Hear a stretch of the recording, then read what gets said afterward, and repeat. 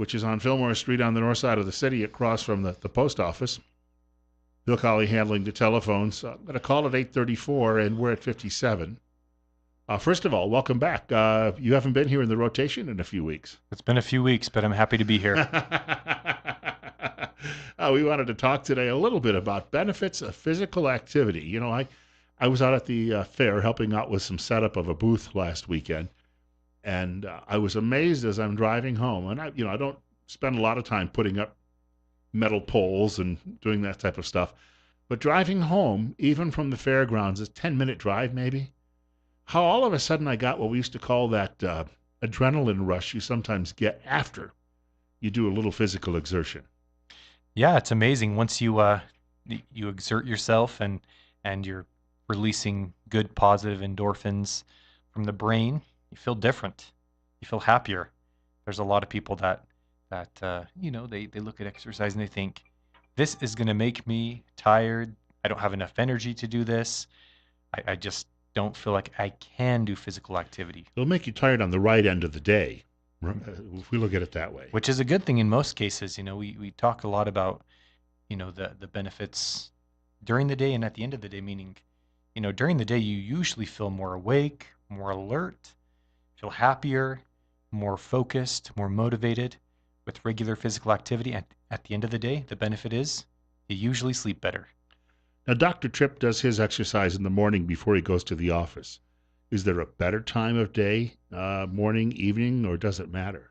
Just depends on the person. Depending on what your work schedule is, some people they can't exercise early on in the day.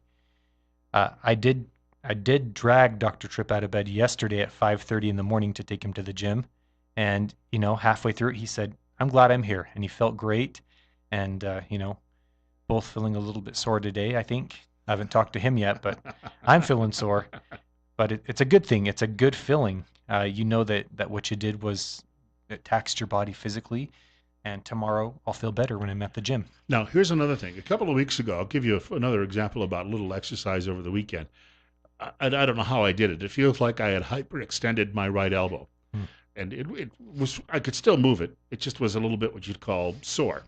And then I felt it getting slowly better over a couple of weeks. So I probably bumped it on something and bruised it. But while I was doing this exercise, this lifting out at the fairgrounds and got that done, I noticed since then the elbow felt even better. That activity of just moving it around and lifting things up and down seems to have done wonders for it as well. At least making it. By the time I got it this morning, I thought, it's gone. Yeah, and that brings up, I think, a really interesting point that we're seeing a lot, kind of a shift in the mentality as far as injury goes. As historically it was, if you're injured, you rest, you take a break. But we're seeing now that people who get back to movement and physical activity quickly after an injury, depending on what the injury is, but in most cases, being more physically active helps to rehabilitate that injury a lot better. I think back about 15 years ago, Donovan McNabb broke a fibula.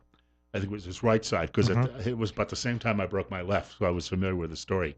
What the team did is they put a specialized boot on his leg to immobilize the bone, obviously, but he was able to walk on a treadmill in water, so there wasn't a lot of heavy impact, but that movement kept him going. And as soon as that cast came off, he didn't have to wait a few weeks to get back into the lineup because he didn't have any muscle atrophy. He was good to go. And that shows how that movement, even with a broken bone, allowed him to stay in tip-top shape. Exactly. Yeah, and that's a great point too. I've seen a lot of orthopedists recently on fractures that historically would have been casted, put into splints and positions where there's a little bit of mobility of the muscles that surround the bone that's fractured. And that's exactly right. Rather than seeing much muscle atrophy after a 4-week or 6-week cast, people they're getting the splints off, and there's no or very little muscle atrophy that happened during the healing process. And so they're going to rehabilitate quicker, get back to whatever they were doing prior to the injury quicker. So it's actually really amazing to see how sometimes we do more than we should. We intervene more than we should. And we're finding that in a lot of cases, the body is just so amazing at healing itself. And the more we put something in an unnatural position for a long period of time, it doesn't heal right. I was going to say my brother had that issue. He broke an elbow while he was wrestling, and by the time it came out of the cast, he always walked around with a slight bow in his arm after that. He never could quite straighten it out. But that was 40 years ago, and we know so much more now than we did then. Yeah, and even in the last, I think, 10 years, we've seen a lot of changes as far as what we're doing for major injuries. Seen a lot of patients that I thought they're destined for surgery, and they don't have a surgery, and then within 6 weeks they're back to normal and with little to no dysfunction. We've got more coming up with Jeremy Dalley. He's a physician assistant from Tripp Family Medicine here in Twin Falls. Bill Colley as well on Magic Valley this morning. Better health with Tripp Family Medicine. Remember, life's too short not to feel good. Jeremy Dalley in studio with us. He's a physician assistant at Tripp Family Medicine here in Twin Falls. We do this every Wednesday morning between 8:30 and 9 o'clock on News Radio 1310 KLIX and newsradio1310.com. Bill Colley with you handling the telephones. If you've got a question or comment for Jeremy, it's 208-736-0300. We were talking some medical issues in the break, so we do it every time he comes by. Usually it involves a pigskin. But before we move along, we should tell people how they can get in touch with Tripp Family Medicine, because it is a continually growing practice, and a lot of people, we also know this is a growing community. They're coming here. A lot of them are thinking, I need a new doctor. Where do I go? Yeah, so location-wise, we're in front of the post office on Fillmore. Fillmore, for those who are new to town, if you know where Costco is, then you can figure out where Fillmore is. So it runs right next to Costco and is an intersecting street with pole line. But get a hold of us at 933-4400. We're really good at getting in fairly quickly. We do our best to get our patients in the same day or next day for injuries, illness, things like that. And we love taking care of people. We like our patients. We like the community. So we're just happy to be here taking care of people. My last radio station, I hosted a program with a chiropractor. Well, it was interesting. He was on one side of the building, and his sister, who was the MD, ran the other side of the building. So basically, they would refer you back and forth. That was a pretty good business model. But he used to tell me on air, he said, his simple advice is to most people, just move. He said, especially even as you get older, just keep moving, because he said, you're going to find that little bit of movement is going to give you that flexibility. If you've lacked it, just that little bit of movement on an increasing basis, you'll be amazed at the difference it'll make in a matter of a couple of months. No, that's exactly right. You look at people who are dealing with chronic pain, and the first response to that pain is to not move, right? Because the more they do it, the more they feel like it's going to hurt. But it's actually found that people who work the muscles that support whatever, let's say a joint is hurting or the low back is hurting, if you focus on the muscles that support that particular joint or the low back or the neck or wherever the pain may be, a lot of times you'll see that pain improves. The muscles that support that joint, when they're weakened and they're not able to support the joint as well, pain worsens. So it's kind of this snowball effect. The worse you feel, the less you want to move, and the less you move, the worse you feel, and it's tough to get out of. And we end up sending a lot of people like this to physical therapy so that they can learn those exercises and movements, stretches that are going to allow those joints to be supported well enough to reduce pain. Here's a question you probably get from people all the time. I don't have time to necessarily go to the gym, or I don't want to pay for the gym membership. But what if they go out and just, maybe walk around the block every night after they get home from work? Will that help? Certainly that's better than no physical activity. If you look at the recommendations for physical activity for adults, it's going to be at least 150 minutes of moderate to vigorous physical activity a week, or 75 minutes of very vigorous physical activity a week. So, I mean, it takes some effort, and that may be, spread out over 3, 4, 5 days. I mean, not everyone can spend a great amount of time exercising daily, but the truth is we tend to find plenty of time to spend on our smartphones, or plenty of time to spend on relaxation at the end of the day. And, it's a matter of kind of prioritizing the things that are the most important. And exercise falls in line with one of the most important things for our health. I see a couple. They walk in my neighborhood. I see them generally the same time every day. A man and his wife, and they do a route that they have, and it's a nice route, a scenic route. And it seems to me that that they've gotten it down right. They apparently made the decision that they were going to do this together. But it also helps to have that other person sometimes to motivate you just a little bit. That's huge, actually. As far as maintaining an exercise regimen or, going to the gym on a regular basis, most people are more likely to go if they have some sort of support system, whether it's a friend, whether it's, a spouse, loved one, something like that they can go to the gym with or get up and walk with on a regular basis. We need accountability. I mean, when we don't, there's a few of us, uh, me, I'm not included within this group of people that can get out there and just exercise on their own on a regular basis. They can do that, but most of us, we need someone to come with us. So recruit someone to come with you. You need a gym buddy or a walking friend, whatever the activity is. Get someone to come with you because you're going to be more likely to do it. You need accountability to someone besides yourself in most cases. Got about a little over 11 minutes or 10 minutes to go. You also wanted to reference, and I wanted to point out to Jeremy Dalley joining us in the studio from Trip Family Medicine, physician assistant. You're listening, of course, to News Radio 1310, KLIX, newsradio1310.com. Bill Colley handling the phones if you've got a comment or question for Jeremy, 208-736-0300. You wanted to reference some diabetic issues today, too, but part of this might be involved with just exercise as well. There's often a causal relationship between these issues. Yeah, for sure. And really what I wanted to reference was insulin resistance. So diabetes can be part of the issue. So insulin resistance is a broader spectrum as far as the amount of diseases and problems it can cause.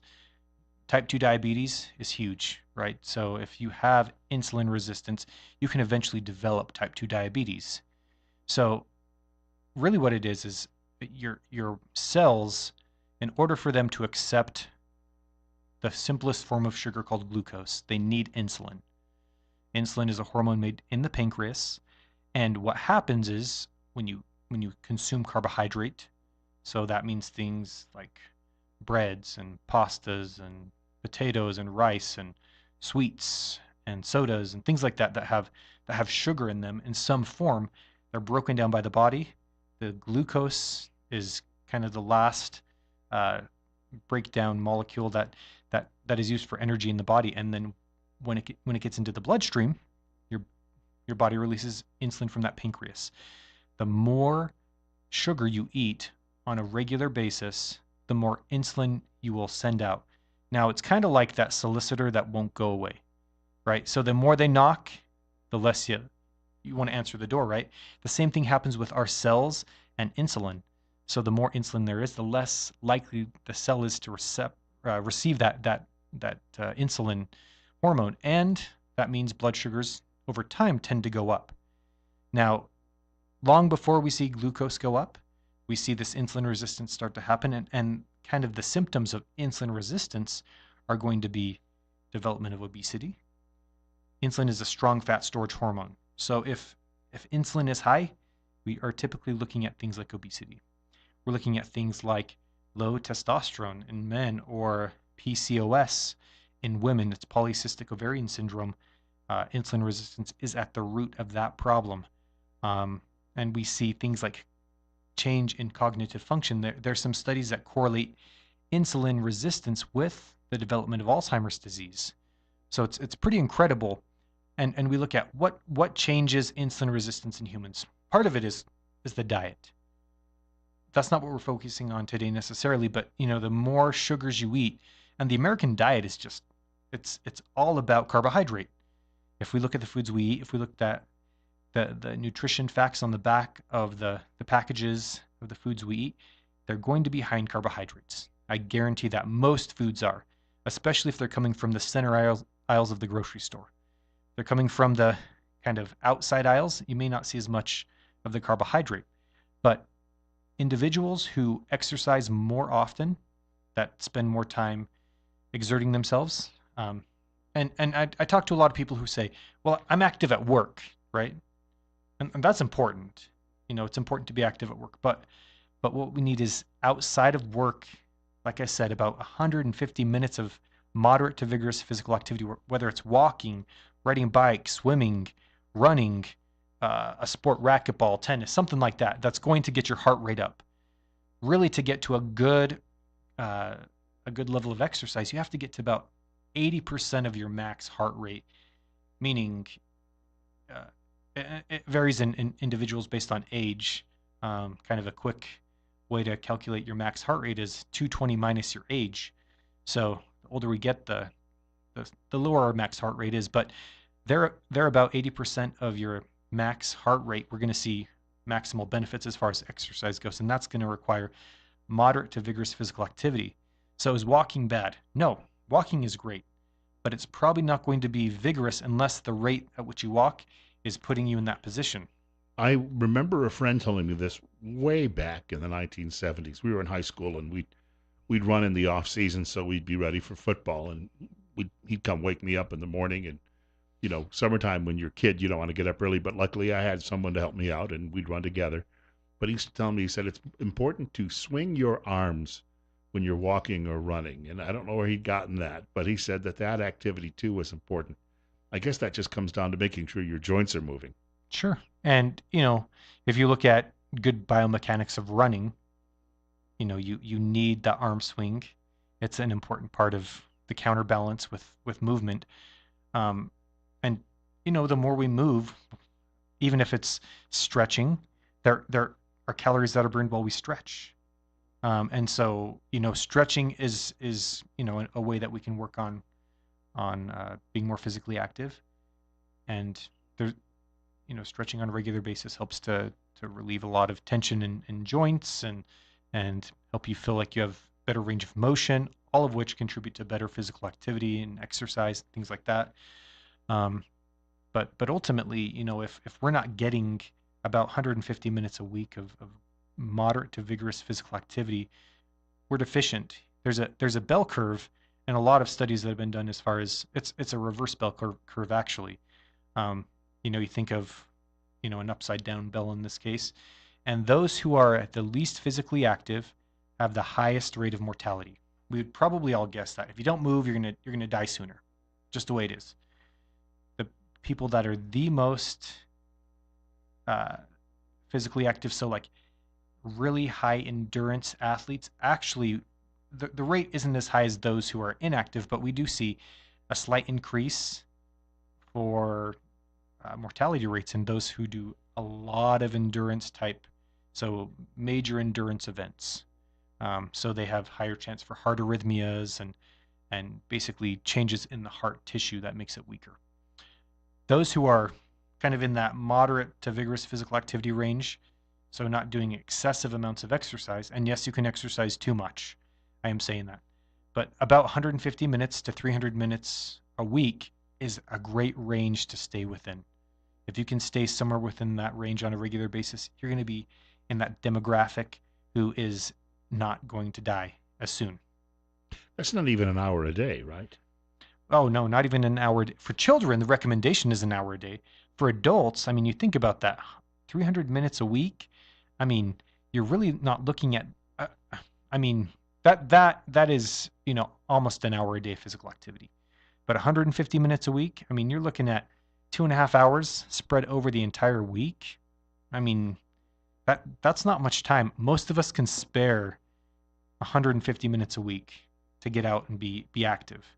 And it's not that you have to do something that you don't like. I tell people this all the time.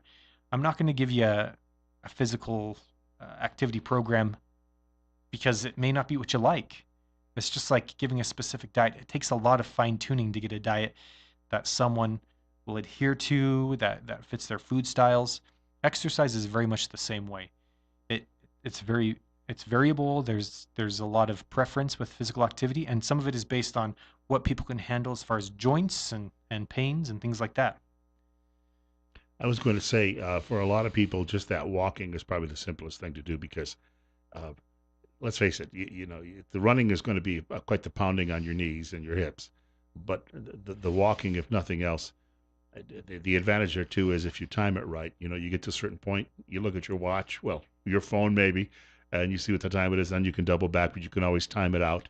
and you're not really ever going to be too far from home if you need to get back there. No, that's a good point. And I'm not discounting walking. I think walking is a great form of physical activity, but it really depends on the speed, the intensity of the activity.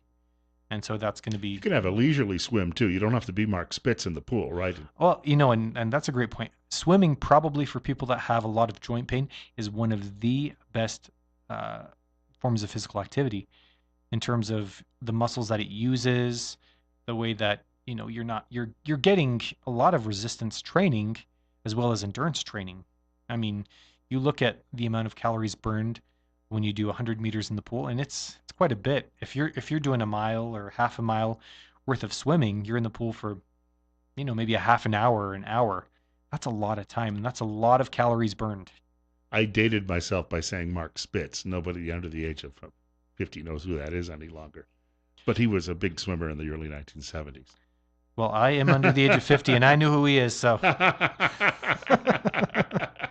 I remember he used to do Campbell cigarette commercials too. Oh, good. I think he gave that up though. I want to thank Jeremy Dalley. We'll see you again soon. Great. Thank you for having me here. And coming up on 9 o'clock, news is next on Magic Valley this morning on News Radio 1310 KLIX, newsradio1310.com. Bill Colley with you until 10 a.m.